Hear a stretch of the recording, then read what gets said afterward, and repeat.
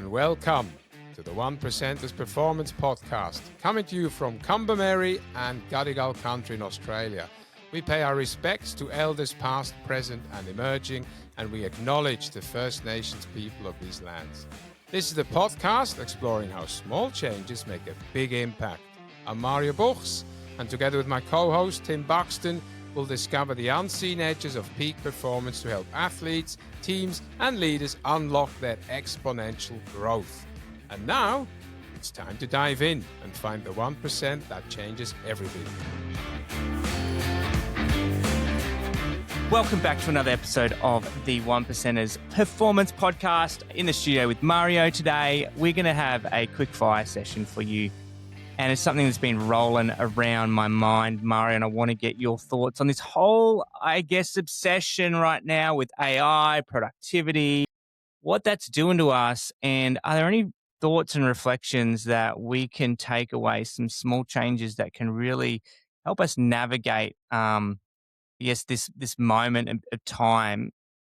I want to begin by asking you a question, Mario. And it's, if you found out that tomorrow that everything you got done this week could have been done by AI in just 4 minutes, would you feel relieved? Would you maybe feel something in you is being erased?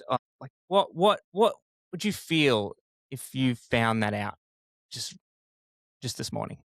I definitely wouldn't be happy because this is actually a good question for a good week, because this week I did a lot of online training as well as last week. So a lot of online meetings and a lot of online training, which is definitely completely different than it is in person, of course, but it would be completely different if this would have been done by a Mario robot. I don't know how funny you can make the Mario bot. I wouldn't want to find out, but no, I think no, I wouldn't be happy. I wouldn't be content. We discussed this off air as well a little bit. It's important that all the motions, and you mentioned that, the motion of doing something and then getting a little bit of help is definitely great, but we still need to do the work, I think. It's interesting, your response there. I read something this morning from a really well-known Australian artist, Nick Cave, and he was asked if he ever uses AI in recording, as in his music. The summation of his response was, I hope we never get to that point which he knows inevitably it can do a far better job at writing the perfect melody or whatever that case might be. However, there is something intrinsically lost in that. Music reminds us of what it means to be human, what it means to feel, to struggle, to not be perfect, I guess. And it's a celebration of the messy. And I think, we would essentially saying we lose our humanity. One of the core reminders of why we do love art and why we do love music. And so I think it almost reveals right now this struggle with that we have an obsession with being productive as opposed to being human. And how can we be both? Because we kind of live in a hustle kind of culture, right? Like we worship the hustle, the hard work, the being productive. And then if we can find a hack to be productive that doesn't require the struggle, then where's that line, mate? Like, because you said something interesting before about, AI isn't new. It's the idea of we all have to learn and be part of the process of learning. And so, it needs, can you kind of lean into a bit more of that reflection there to kind of, I guess, ease some of the angst around AI, but also kind of lead us into how do we then navigate through that? So I hope that people don't think I'm the absolute guru on AI, because I'm not. I do have a version that helps me. It's got a reason why I do what I do. There's a lot going on in my little world. And from an engineering perspective, and I have to go back to when I was building machines, you have a certain amount of time to finish a line before the customer needs it for production. End of story. That time frame, that date does not change. It's not movable. That goes for everybody involved in that process. I just, for 10 seconds, 20 seconds, I need to take an example of a new newspaper printing plant gets up and running in a brownfield or a greenfield site. There's a date of when the first newspaper has to be printed from that new machine, where the old machine, somewhere in the city probably, gets decommissioned. So you have that timeline. So you need to use all the tools you have in your toolkit and in your network to get this done, right?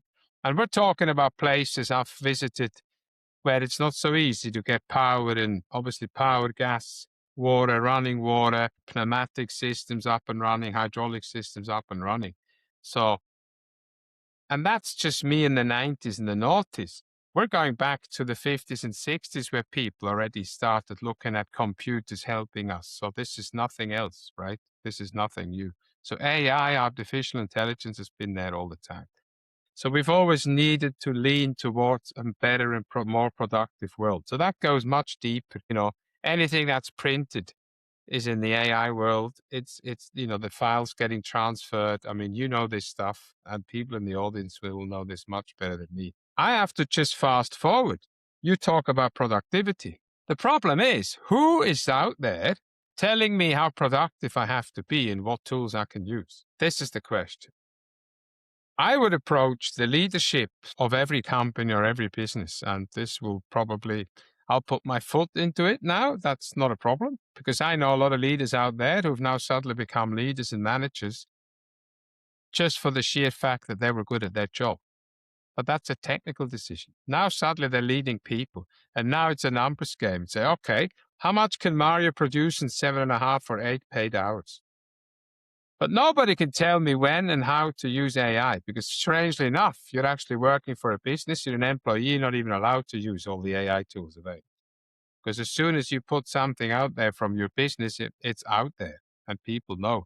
So you can't just suddenly create a brand new contract through AI using your name and your company's details and stuff. So people have to be very, very mindful. 90%, and using our analogy, 99% of the work still has to be done by us.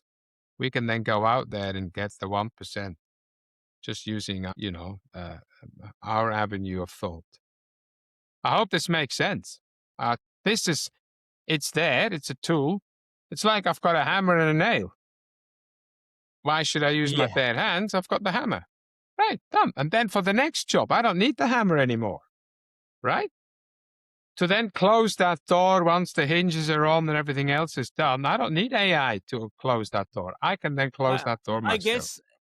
guess my question, and coming back to the first, how does it make us feel though? Like in the sense at a human level, because yes, in the realm of business, productivity, profits, there's a case for um, you know, implementation of more AI and eliminating work that's mundane. But what about the work that requires struggle? I mean, we talk about going for runs and, you go for an hour-long run, 2-hour, 3-hour run. That involves as much as it can be something pleasurable, that involves struggle and involves perspiration, involves hard work. And the reward comes through doing that, through the slow time of being out there for 4 hours. You can't do a 4-hour run in 1 hour.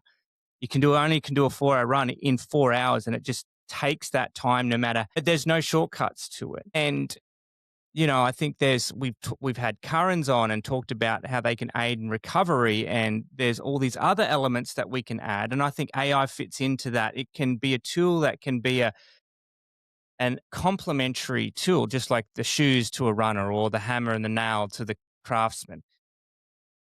But I feel like we're entering a moment where AI is replacing the human struggle and creativity and ingenuity and the purpose and meaning of, like, bring myself, what comes out of my mind that isn't already in AI to the table. And I have to bring something good and meaningful. It takes struggle. And that's the part where I feel like I don't know if it's just me, Mario, that is feeling this, No, you're and is right. something you can speak to. Why is running and ultra running in a boom?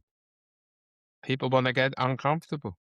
They want to get out of Yeah, that uncomfortable situation on their own. Yes, with a team behind them and family and whatever, but they and it's want to go out visceral, for that right? run. Yeah, It's yeah, visceral. It engages every absolutely. part of you that's human. Like an AI is this thinking model at the moment. I mean, yeah, there's robots out there, but it doesn't have flesh and blood and hormones and, you know, You pulsating mentioned energy. musicians and artists earlier on, you know. They often talk about the soul of their painting and the Mm. soul of their music. That's what they're after.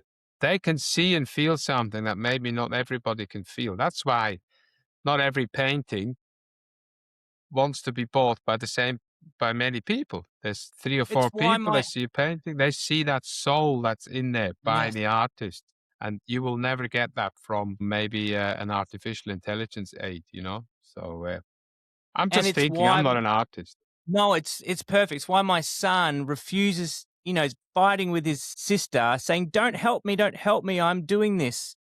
Because that, as he's painting, as he's doing his art, which he loves, he's an artist. He's the artist in Mhm. the family, and he's the youngest, and so it can be a bit sloppy, but he's just determined to be like, "You know what? I don't want you to help me.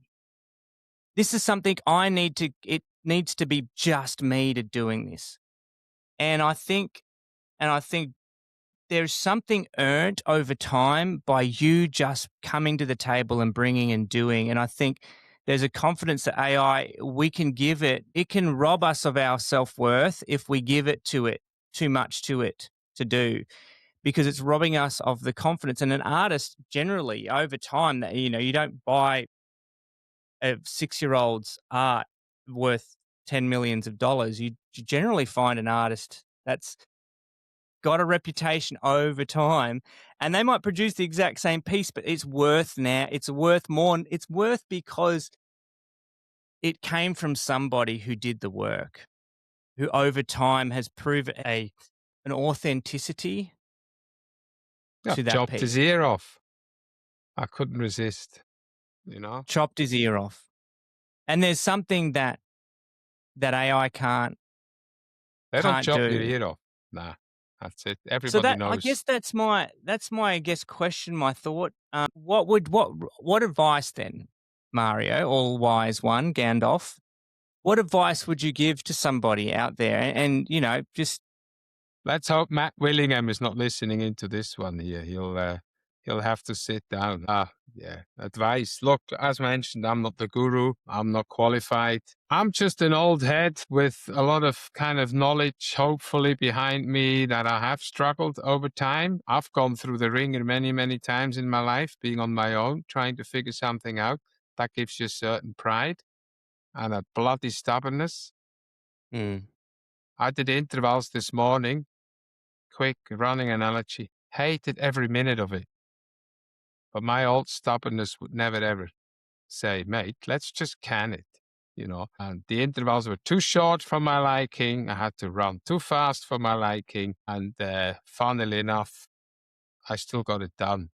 And this is the thing. I always go back to being stubborn and getting it done. Like your son, Augie, it's his painting. This is my workout. This is my thing. And I think this would be the only advice I'm half qualified to give. Is say, people, own it. If you need a mm, little bit of help, absolutely. I mean, I clean a lot up with AI every single day. Can be an email. Sometimes I don't want to yeah, upset anybody because I don't think it's the right thing to do. Sometimes I want to make sure people get it on the chin and say, hey, mate, yeah. And if you want to design something quickly and you want to get a podcast out and whatever it is, I mean, how good is our podcast studio, right? Where you can just say, please clean everything up a little bit so it's a bit, yeah. that's fine. I mean, at the end of the day, someone still does that job, right? But we can't pay someone $10,000 a month to do that. We've got a studio that helps us with that. So that's fine because we're a small business. We're trying to make ends When you meet. say studio, it's just a software program called Yeah, Riverside. correct. Yeah, It's that's not. It's right. not a studio of people. No, no, no, of course. Yes, correct. The Yeah, software studio. Sorry. It calls itself a yeah, studio. Yes. Thanks yeah. for clarifying, Tim. No, Yeah. that's perfect. Own it. At the end of the day, own it. Own it. If you get help, own it. I got help. Own it. I couldn't do this alone. Own it. And I think that's the secret to the healthy struggle, the healthy hustle, I would call it. It's the ability to say, "Oh, I'm gonna own this. I'm not gonna let anyone else." And I think for me, I'm reminded when you say that is when you own it, you can value your own worth, and it's not about how productive you were. It becomes how authentic it was, and are you willing to put your name on it? And man, I love that, man. Well, thank you for helping me with that beautiful one percenter in this struggle that I'm going through, this wrestle. There's a lot more I'm sure we can talk about in further diving into this. But yeah, we only had a short period of time, so I'm glad we got to nut that out. Mario, thank you so much. Thank you, Tim. As always a great pleasure, Cheers. Thanks for tuning in to the One Percenters podcast. That's a wrap for another episode. And we're proud to be recording from Australia on Kombumerri and Gadigal country.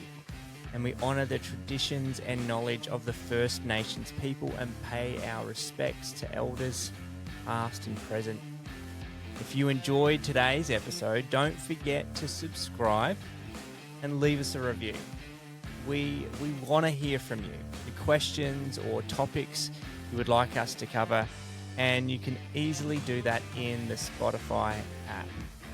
And for those of you that are ready to discover your peak performance edge today, just head on over to our website. That is top.coach. That's TOPP.coach. And start unlocking your unlimited potential with us today. We would love to work with you. And that's it for now. Until next time, what are you waiting for?